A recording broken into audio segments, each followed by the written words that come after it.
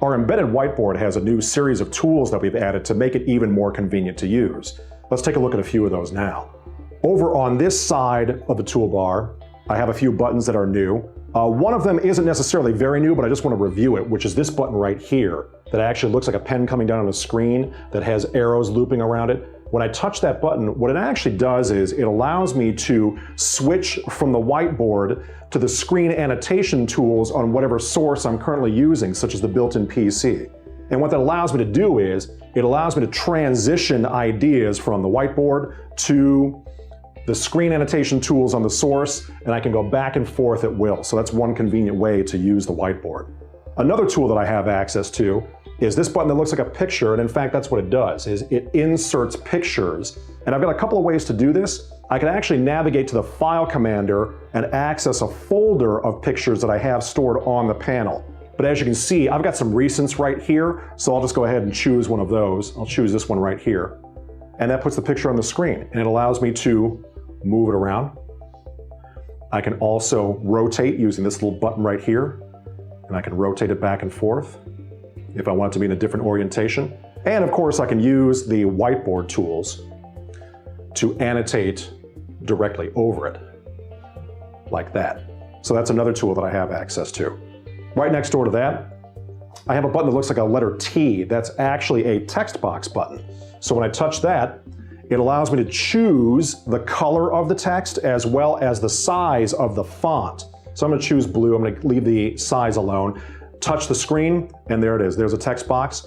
The touch keyboard opens, allowing me to type into the text box. When I touch the screen, the touch keyboard will go away. Now, if I want to move this text box around, what I need to do is I need to choose another new tool, which is this Lasso Tool right here. And when I touch that, that allows me to select things on the screen, and I can then move them around and make it more convenient to work with them that way. Another thing I can do is if I have a couple of things on the screen at one time and I've got the lasso tool, I can actually lasso through the whole thing and move these things around as one object. So that's another convenient way to do that.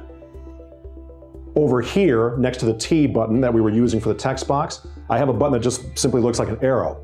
And when I touch that, this allows me to actually add shapes to the screen.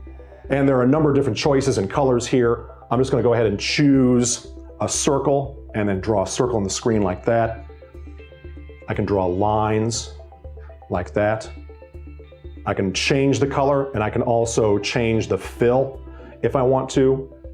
I'll draw a square this time. I'll choose yellow. And so I can actually add shapes as part of my session on the whiteboard. So that's another convenient tool to use. Of course, all of the tools, the writing tools, remain pretty much the same as we've seen before. But one other tool I want to show you is over here in this Cog Wheel button. If I touch that, notice that I have a switch right here in the middle. What's important about that is this actually switches the object recognition technology on or off. So if you find that you have a situation and you're working with a whiteboard and you're writing or drawing or diagramming, and all of a sudden it gives you a line that you didn't intend in a different color and a different thickness, what that means is probably either the way that the stylus is being held, or maybe a sleeve is actually coming into play and swiping the screen when you didn't mean to. And what that means is that the object recognition is trying to determine whether or not you're using a thick object or a thinner object.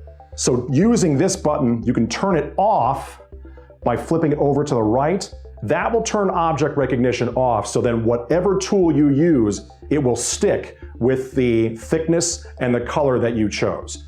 So that's an example of some of the new tools that we have on our whiteboard, making it even more convenient to use than ever before.